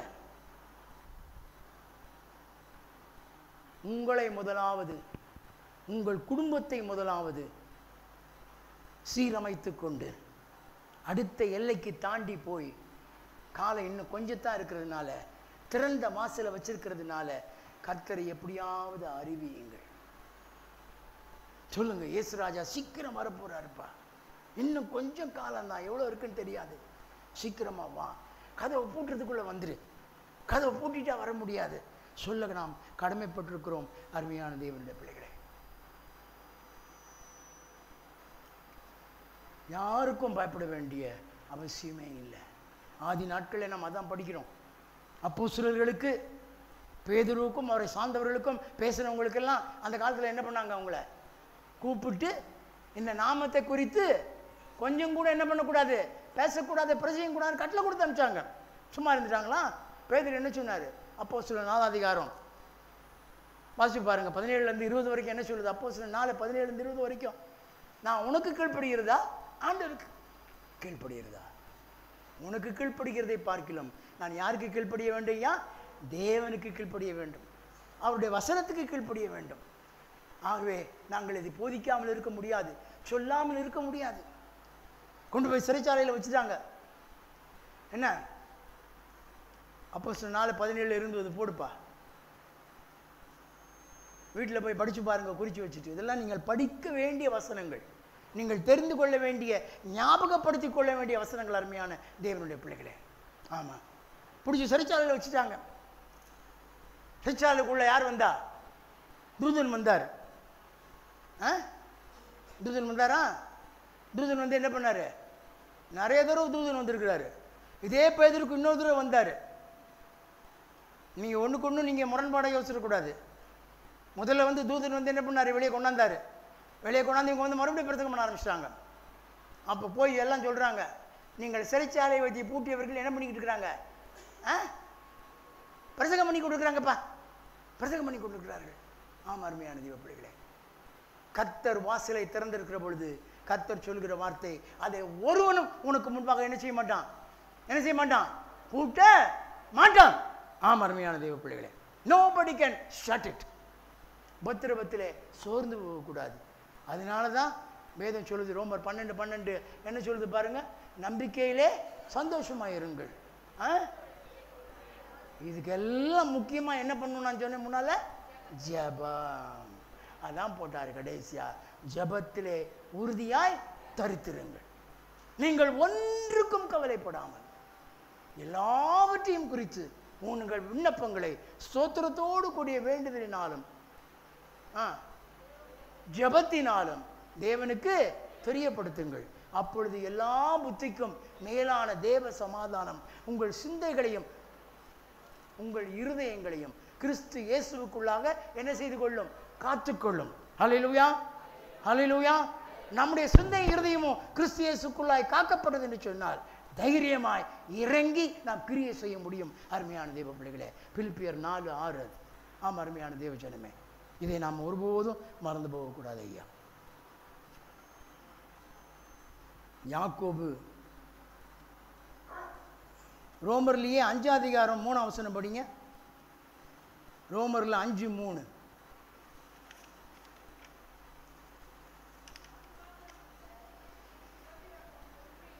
உபத்திரவம் பொறுமையையும், பொறுமை பரீட்சையையும், பரீட்சை நம்பிக்கையையும் உண்டாக்கும்.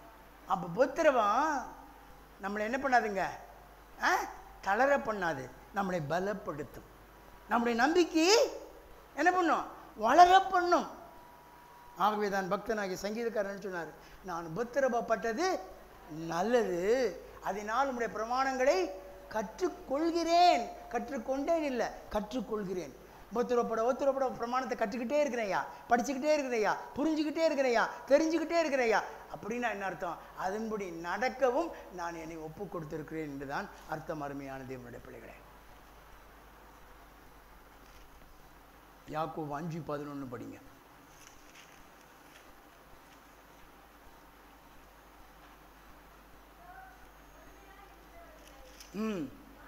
பாக்கியவான்கள் என்கிறோமே, யோபின் பொறுமையை குறித்து கேள்விப்பட்டிருக்கிறீர்களே, அந்த பொறுமையினுடைய முடிவையும் நீங்கள் என்ன செய்திருக்கிறீர்கள்? தேவனுடைய செயலின் முடிவையும் கண்டிருக்கிறீர்கள். ஆமாம், அருமையான தேவர்களே, நம்முடைய பொறுமை அதற்கு நிகரே இருக்கக்கூடாது ஐயா. கர்த்தர் ஒரு நாளும் நம்மை கைவிட மாட்டார்னு பிள்ளைங்க சொன்னாங்க பாட்டு பாடும்போது. யார் மறந்தாலும் யார் மறக்க மாட்டாருன்னாங்க? கர்த்தர் நம்ம மறக்க மாட்டார். தாய் மறந்தாலும் மறக்க மாட்டாருன்னாங்க. எல்லாம் நமக்கு தெரிஞ்சது தான்.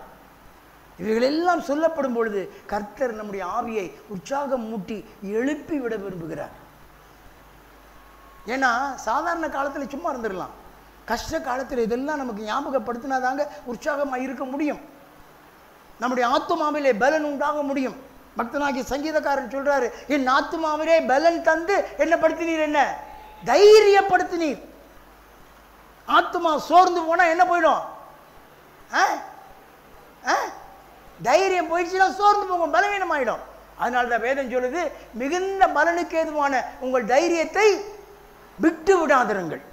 மிகுந்த பலனுக்கு ஏதுவான உங்கள் தைரியத்தை விட்டு விடாதிருங்கள் என்று வேதம் நமக்கு கற்பிக்கிறதை பார்க்கிறோம். அருமையான தேவ பிள்ளைகளே, இந்த நாளிலே நமக்கு வேண்டியது தெளிவும் தீர்க்கமான அறிவும் தைரியமும் துணிவும் நாம் என்ன செய்ய வேண்டும் என்கிற அந்த நிதானமும் அதை செயல்படுத்த வேண்டிய விதமும் முறையும் கர்த்தர் நமக்கு காண்பித்து அதை செயல்படுத்த கர்த்தர் நமக்கு கிருபை கொடுக்க வேண்டும். ஆமென், ஆமென். அப்போ என்ன செயல்படுத்தணும்? வாசல் பூட்டுறதுக்கு முன்னால் யாரெல்லாம் என்ன பண்ணுமோ உள்ள அடைக்க முடியுமோ அடிச்சிடணும். எண்ணி அடிக்கலாம். எண்ணி துதி செய்வேன்ற மாதிரி எண்ணி 1 2 3 4 5 6 அடைச்சிக்கிட்டே இருங்க. யாரெல்லாம் வாசல்கள் கொண்டு வர முடியுமோ கொண்டு வாங்க. யாரெல்லாம் இங்கே கொண்டாட முடியுமோ கொண்டு வாங்க. ஒரு வருஷத்தில் எத்தனை பேர் கொண்டு வந்தீங்க ஆத்மாக்களை? எத்தனை ஆத்மாக்கள் ஒவ்வொருத்தரும் கொண்டாந்தீங்க? கணக்கு போட்டு பாருங்க. நான் கேள்வி கேட்க போகிறதில்ல, பயப்படாதீங்க. நானே நம்முடைய சபைக்கு நிறைய பேர் கூட்டி கொண்டாந்து பார்த்துட்டு கூட்டி போயிருக்கிறேன். அவங்களாம் இந்த சபை அங்கத்தினர்கள் இல்லை. இந்த சபையை பார்க்கணும், இதெல்லாம் ஊழியம் நடக்குதுன்னு தெரிஞ்சுக்கணும், இது எப்படி நடக்குதுன்னு பார்க்கணும், இந்த ஆராதனை எப்படி நடக்குதுன்னு பார்க்கணும், இந்த பிரசங்கம் எப்படி நடக்குதுன்னு பார்க்கணும். அப்படி நிறைய பேரை கூட்டு வந்திருக்கிறேன். நம்ம பாசங்களுக்கே தெரியாது. அவங்க பாட்டு வந்திருக்காங்க, போயிடுவாங்க. இப்படி என்னால் அழைக்கப்பட்டு கொண்டு வந்து இன்றைக்கு நம்முடைய சபையிலே வந்து போகிற அங்கத்தினர்களும் உண்டு. ஆம், அருமையான தெய்வ பிள்ளைகளே, ஆகவே நம்முடைய பணியை நாம் ஒழுங்காக செய்யணும். சங்கீதம் 32:18 எல்லாம் நோட் பண்ணி வச்சுங்க. சங்கீதம் 87:3 வீட்டுக்கு போய் தயவு செய்து எல்லாரும் இதை வாசிங்க. 2 பேதுரு 3:9 ஏற்கனவே உங்களுக்கு சொல்லியிருக்கேன். இவைகள் எல்லாம் வீட்டுக்கு போய் நீங்கள் தயவு செய்து படித்து பாருங்கள். தேவனுடைய ரகமே உன்னை குறித்து மகிமையான விசேஷங்கள் வசனிக்கப்படும். எவ்வளோ அற்புதமான வார்த்தை பாருங்கள். ஆண்டவர் தன்னுடைய பிள்ளைகளை பற்றி எவ்வளவு விசேஷமாய், எவ்வளவு அற்புதமாய், எவ்வளவு மேன்மையாய், நேர்த்தியாய், மகிமையாய் என்றார். பார்த்தீங்களா? அவர் மகிமையாய் நம்ம எண்ணி இருக்கிறதுனால தான் மகிமையாய் நம்ம வைத்திருக்கிறார். அருமையான தேவனுடைய பிள்ளைகளே, கடைசியாக 3 காரியங்கள் சொல்லி நான் முடிக்க விரும்புகிறேன். இந்த திறந்த வாசல் எப்போ மூடும் நமக்கு தெரியாது. மூடிட்டு அதுக்கப்புறம் என்ன ஆகாதுங்க? திறக்குமா? சந்தேகமாக இருக்கா? கொஞ்சம் யோசிச்சு பாருங்க. திறக்குமோ? ரொம்ப கெஞ்சினா ஆண்டவரே அப்படியே முழங்கால் போட்டு அப்படியே உண்ணாவிரதம் பண்ணிகிட்டே இருந்தோம்னா திறக்குமா? திறக்கவே திறக்காதா? அவன் ஒரு வசனம் சொல்லுங்க அதுக்கு. இங்கே தான் டேஞ்சர் ஆகி போச்சுன்றாங்க. எல்லாருக்கும் தெரிஞ்ச வசனம் தான். 10 கன்னிகைகள். நல்லா சொல்லிட்டாங்க நம்ம சிஸ்டர்மார்கள்லாம். கேட்க போகிறான்னு நினச்சிக்கிட்டே இருந்திருப்பாங்கன்னு நினைக்கிறேன். இதான் கேட்க போகிறான்னு ஆண்டவர் வெளிப்படுத்துகிறார் போல இருக்குது.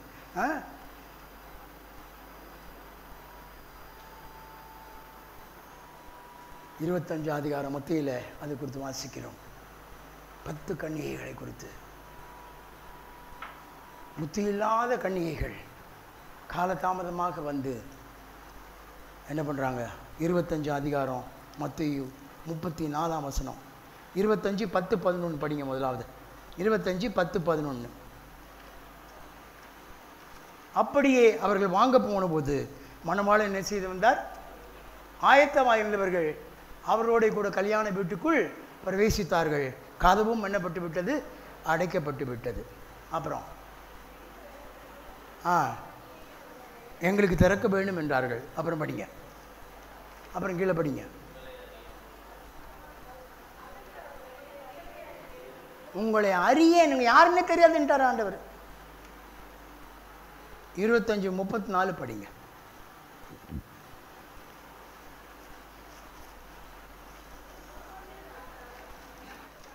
அப்பொழுது ராஜா தமது வலது பக்கத்தில் இருக்கிறவர்களை பார்த்து, வாருங்கள் என் பிதாவினால் ஆசீர்வதிக்கப்பட்டவர்களே, உலகம் உண்டானது முதல் உங்களுக்காக ஆயத்தம் பண்ணப்பட்டிருக்கிற ராஜ்யத்தை சுதந்தரித்துக் கொள்ளுங்கள். ஹல்லேலூயா, ஹல்லேலூயா, ஹல்லேலூயா, ஹல்லேலூயா. யாருக்கு சொல்ல போறாரு? யாருக்கு சொல்ல போறாரு? சொல்லுங்களேம்மா ஐயா, சொல்லுங்களேன். யாருக்கு சொல்ல போறாரு? யாருக்கு? பாவிகளா? நமக்கு சொல்ல போறாரு. ஏன் தைரியம் வர மாட்டேங்க உங்களுக்கு? எல்லாம் கை தட்டுங்க பார்க்கலாம். நமக்கு சொல்ல போறாரு ஐயா, நமக்கு சொல்ல போறாரு. இந்த திறந்த வாசலே அதுக்கு தான் ஐயா, இந்த திறந்த வாசலே அதுக்கு தான். முன்ன மற்றவனை உள்ள கொண்டாடணும், அடுத்தாப்புல யாருக்கு என்ட்ரி? எல்லாம் முடிஞ்ச ஒருபாடு யாருக்கு என்ட்ரிங்க? கதவை மூட முன்னால நமக்கு என்ட்ரி. ஆமேன், ஆமேன், ஆமேன், ஆமேன். ஆம் அருமையான தெய்வ பிள்ளைகளே, நமக்கு என்ட்ரி என்பதை நாம் மறந்து போகவே கூடாது அருமையான தேவனுடைய பிள்ளைகளே. ஆகவே இந்த நாளிலும் கர்த்தர் நம்மை ஆச்சரியமாய் நடத்துகிறவராய் இருக்கிறார். கர்த்தர் எப்போ வருவார்னு நமக்கு தெரியாது. ஆதி காலத்தில் நாங்கள்லாம் பாடின ஒரு பாட்டு உங்களுக்கு தெரியுமோ தெரியாதோ, அதை எடுத்து கொடுத்தேன் பாஸ்டர் மோசஸ்கிட்ட. இதை அப்படியே நிற்க வைக்க முடியுமாப்பான்னு கேட்டேன். நிற்குமேனாரு, நிற்கல, போயிடுச்சு. மறுபடியும் நான் கொண்டாந்து கவலைப்படாது. இந்த மொபைலில் நிற்க வைக்கிறது, ஆட வைக்கிறதுலாம் நம்ம பிள்ளைங்களுக்கு தான் தெரியாது, எங்களுக்கு தெரிய மாட்டேங்குது. இந்த கடைசி நாட்களில் சபையார் தயவு செய்து எந்திரிச்சு நில்லுங்க. அப்படியே ஜெபம் பண்ணி நாம் நம்முடைய ஆராதனையை நாம் நிறைவு செய்யலாம்.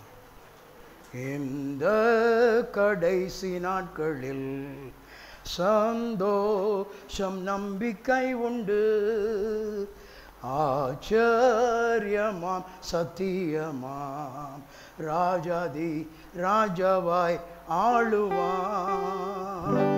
அவர் வருவார், சீக்கிரமாய் வருவார், அவளோடு எதிர்பார்க்கிறோ. காலையிலோ மாலை நேரத்திலோ வரவே வருவார் அறிவோம். வானத்திலும் பூமியிலும் நாம் காணும் அடையாளங்கள் அவர் வருகை சமீபம் எனவே சாட்சியாய் கூறுது.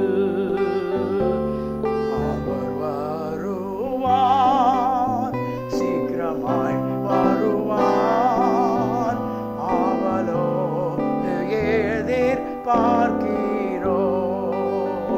கிறிஸ்துவுக்குள் மரித்த கணக்கில்லாத பக்தர்கள் ஆகாயத்தில் பறந்து போய் அவருடன் என்றென்றும் ஜீவிப்பார். அவர் வருவார், சீக்கிரமாய் வருவார், அவளோடு எதிர்பார்க்கிறோம். உயிரோடிருக்கிற நாம் தேவனை சந்திப்போமே. ஆமென், ஹல்லேலூயா. உயிரோடு இருக்கிற நாமும் நம் தேவனை சந்திப்போமே. நாம் மரித்தாலும் சரி, கிறிஸ்துவுக்குள் மரித்தாலும் உயிரோடு எழுந்து நாம் அவரை சந்திப்போம். நாம் உயிரோடு இருந்தால் நம்முடைய தேவனை சந்திப்போம்.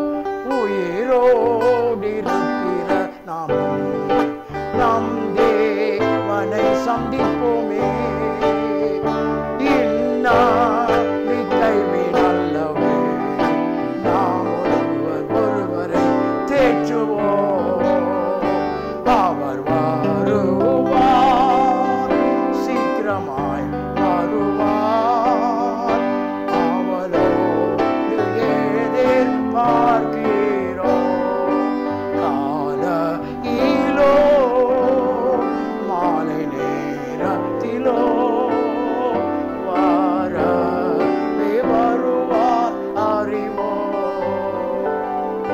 வருவார். காலையிலோ மாலை நேரத்திலோ என் நேரமோ என் வேளையோ ஒருவருக்கும் தெரியாது. ஆனால் நிச்சயமாய் நம்முடைய ஆண்டவராகிய இயேசு கிறிஸ்து வருவார் என்பதை நாம் அறிந்திருக்கிறோம். ஆகவேதான் இந்த திறந்த வாசலை கர்த்தர் வைத்திருக்கிறார். யாரையெல்லாம் உள்ளே நாம் பிரவேசிக்க பண்ண முடியுமோ பிரவேசிக்க பண்ணுவோம். வேதம் சொல்கிறது, கர்த்தர் நமக்கு கொடுத்திருக்கிற வருமானங்களிலே யாரையெல்லாம் நம்முடைய சிநேகிதர்கள் ஆக்கி பரலோக ராஜ்யத்துக்குள் பிரவேசிக்க பண்ண முடியுமோ பிரவேசிக்க பண்ணுங்கள் என்று வேதம் நமக்கு கற்பிக்கிறது. அருமையான தேவ பிள்ளைகளே, லூக்காவிலே வாசிக்கிறோம், நீங்கள் மாளும் போது உங்களை நித்திய வீடுகளில் ஏற்றுக்கொள்வார் உண்டாகும்படிக்கு அநீதியான இந்த உலகப் பொருளினாலே உங்களுக்கு சிநேகிதர்களை சம்பாதியுங்கள் என்று. யாரையெல்லாம் இந்த கடைசி நாட்களிலே இந்த திறந்திருக்கிற வாசல் எப்ப மூடும் நமக்கு தெரியாது, மூடிட்டா திறக்காது. அது வரையிலும் யாரையெல்லாம் முடியுமோ அவர்களை உள்ளே பிரவேசிக்க பண்ணுவோம். நாமும் இதை இழந்து விடாதபடிக்கு உள்ளே பிரவேசிக்க நம்மை ஆயத்தப்படுத்துவோம். கர்த்தர் நம்மை ஆயத்தப்படுத்துவோராக.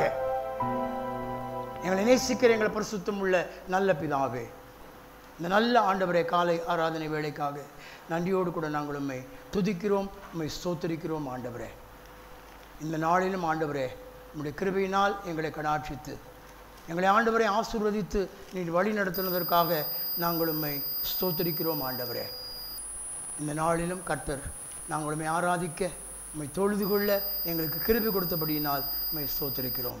உம்முடைய வார்த்தைகளை தியானிக்க எங்களுக்கு கிருபை கொடுத்தபடியினால் நாங்கள் உமக்கு ஸ்தோத்திரங்களை ஏறெடுக்கிறோம். உங்கள் தேவனாகிய கர்த்தாவே, திறந்த வாசலை கர்த்தர் எங்களுக்கு வாக்கு பண்ணியிருக்கிறீர்.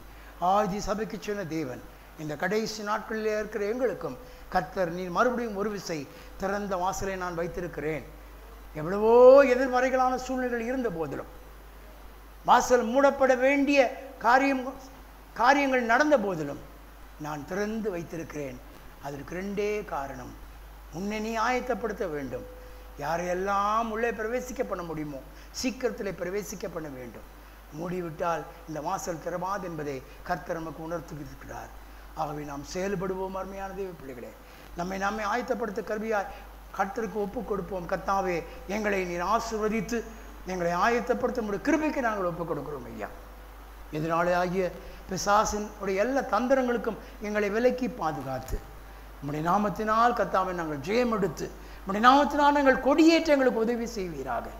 எங்களுடைய கிரீடத்தை நாங்கள் பாதுகாத்துக் கொள்ள எங்களுக்கு கிருபை பாராட்டுவீராக. ஆண்டவரே, நாங்களும் பிரவேசித்து அநேகரையும் பிரவேசிக்க பண்ணி நாங்களும் பிரவேசிக்க கர்த்தர் எங்களுக்கு கிருபை பாராட்ட வேண்டும் என்று வேண்டிக் கொள்கிறோம். எங்கள் ஒவ்வொருவரையும் தனித்தனியாய் குடும்பமாய் முழு சபையாய் உங்களுடைய கருத்தில் ஒப்புக் கொடுக்கிறோம் ஐயா. அனைவரையும் ஆசீர்வதியும் கர்த்தாவே. எல்லா தேவைகளையும் சந்தித்தருளும் கர்த்தாவே. பொருளாதார தேவைகளை சந்தித்தருளும், ஆவிக்குரிய தேவைகளை சந்தித்தருளும். பிள்ளைகளுக்கு எடுத்த காரியங்களிலே கர்த்தர் உதவி செய்யும், குடும்பத்தின் காரியங்களிலே உதவி செய்யும். ஆண்டவரே, வேலை ஸ்தலத்திலும் வியாபார ஸ்தலத்திலும் எல்லா இடங்களிலும் கர்த்தர் நீர் உதவி செய்து கர்த்தருடைய பிள்ளைகளுக்கு நிறைவான ஆசீர்வாதத்தை தந்து வழி நடத்தும். ஒன்றும் உங்களுக்கு குறைபடாது என்று சொன்ன தம்முடைய வாக்குத்தத்தத்தை நிறைவேற்றுவராக. கர்த்தர் என் மேய்ப்பராய் இருக்கிறார், நான் தாழ்ச்சியடையேன் என்று ஒவ்வொரு தேவ பிள்ளையும் ஆண்டவரை நெஞ்சை நிமிர்த்தி சொல்லத்தக்கதாக கர்த்தர் நடத்த வேண்டும் என்று நம்முடைய திரு கரத்தில் நாங்கள் தாழ்த்தி ஒப்பு கொடுத்து வேண்டிக் கொள்கிறோம். கர்த்தர் நடத்துவதற்கு அப்படியே நடத்துவதற்கு சித்தமுள்ளவராய் இருக்கிறதற்காக நம்மை துதிக்கிறோம், ஸ்தோத்திரிக்கிறோம் ஐயா. இந்த வாரம் முழுவதும் நம்முடைய கிருபைகளை பாதுகாத்துக் கொள்ளட்டும். நம்முடைய பிரசனம் எங்களோடு கூட இருக்கட்டும். நம்முடைய சமூகம் எங்களுக்கு முன்பாகவும் காத்து நடத்தட்டும். ஆண்டவரே, எங்கள் கைகளின் கிரியைகள் ஆசீர்வதிக்கப்படட்டும். ஆண்டவரே, எங்கள் கர்த்தாவே, மாப்பிசையும் தொட்டியும் எங்கள் எண்ணெய் கலசமும் ஆசீர்வதிக்கப்படட்டும். நல்ல சுகமும் நல்ல பலனும் நல்ல ஆரோக்கியம் எங்களுக்கு இருக்கட்டும். எங்கள் போக்கும் வரத்தும் ஆசீர்வதிக்கப்பட்டு காத்துக்கொள்ளப்படட்டும். கர்த்தருடைய கிருபைகளை தாங்கி நடத்த நம்முடைய கருத்து ஒப்பு கொடுத்து துதி கன மகிமை எல்லாவற்றையும் எங்கள் பிதாவாகிய தேவரீரே உமக்கே ஏறெடுத்து கர்த்தராகிய இயேசு கிறிஸ்து என்னும் தம்முடைய பரிசுத்தமுள்ள நாமத்திலேயே வேண்டிக் கொள்கிறோம். ஆமென். கர்த்தர் உன்னை ஆசீர்வதித்து உன்னை காக்க கடவர். கர்த்தர் தம்முடைய முகத்தை உன்மேல் பிரகாசிக்க பண்ணி உன்மேல் கிருபையாய் இருக்க கடவர்.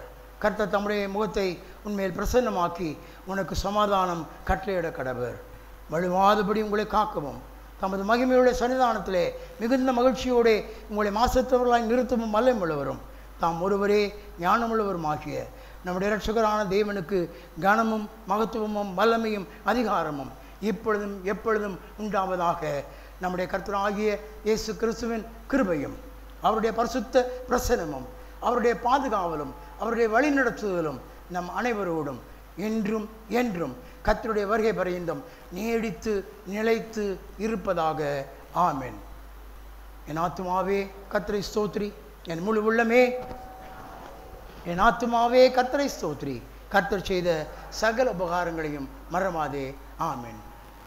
ஹல்லேலூயா, ஹல்லேலூயா, ஹல்லேலூயா. கர்த்தர் உங்களை ஆசீர்வதிப்பாராக. உங்கள் எல்லாருக்கும் ஸ்தோத்திரம்.